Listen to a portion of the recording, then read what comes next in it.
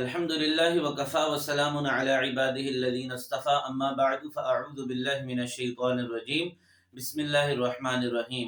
ولن ترضى عنك اليهود ولا النصارى یہودی اور عیسائی اے نبی صلی اللہ علیہ وسلم آپ سے کبھی راضی نہیں ہو سکتے حتی تتبع ملتہم یہاں تک کہ آپ ان کے دین کے تابع ہو جائیں قل ان ھدی اللہ ھو الھدی آپ کہہ دیجئے کہ اللہ کا بتایا ہوا راستہ ہی حقیقی طور پہ سیدھا راستہ ہے وَلَئِنِ اتَّبَعْتَ أَهْوَاءَهُمْ اور اے میرے نبی صلی اللہ علیہ وسلم بالفرض اگر آپ ان کی خواہشات کی پیروی کریں بعد ما جاءك من العلم بعد اس کے کہ آپ کے پاس اللہ تعالیٰ کا پیغام آ چکا ہے وحی آ چکی ہے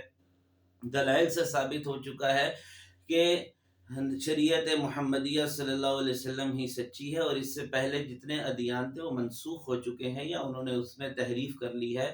تو اگر آپ ان کی خواہشات کی پیروی کرتے ہیں ما لک من اللہ من ولی ولا نصیر تو اے میرے نبی صلی اللہ علیہ وسلم نہ آپ کا کوئی دوست ہوگا نہ آپ کا کوئی مددگار ہوگا لیکن دلائل سے یہ بات ثابت ہے اور وہ قطعی دلائل ہیں کہ اللہ تعالیٰ نے آپ صلی اللہ علیہ وسلم سے ہمیشہ کے لیے اپنی رضا کا اعلان کر دیا اللہ تعالیٰ نے ہمیشہ کے لیے آپ صلی اللہ علیہ وسلم کو اپنا محبوب اور حبیب بنا لیا لہٰذا یہ بات ناممکن ہے کہ آپ صلی اللہ علیہ وسلم کسی اور ملت کی پیروی کریں یہودیوں یا نصارہ کی پیروی کریں لہٰذا یہ بھی ناممکن ہے کہ یہودی اور عیسائی ہمارے دوست بن جائیں براہ راست تو آپ صلی اللہ علیہ وسلم سے یہ خطاب ہے لیکن ہمارے لیے بھی یہ سبق ہے کہ اگر ہم اپنے دین کے احکامات کو پس پش ڈال کر یہودیوں کو عیسائیوں کو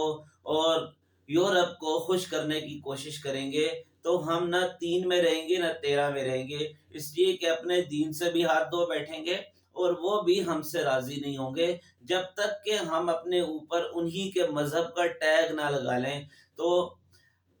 اصل مقصود یہ ہے کہ اللہ تعالیٰ نے جو راستہ ہمیں دیا ہے اسی راستے کو اپنایا جائے ہاں اس راستے میں مشکلات آئیں گی پریشانیاں آئیں گی آزمائشیں آئیں گی امتحانات آئیں گے لیکن اللہ تعالیٰ کسی کے اوپر اتنا بڑا امتحان نہیں ڈالتا کہ کوئی وہ اس کو برداشت نہ کر سکے اللہ تعالیٰ سے دعا ہے کہ وہ ہمیں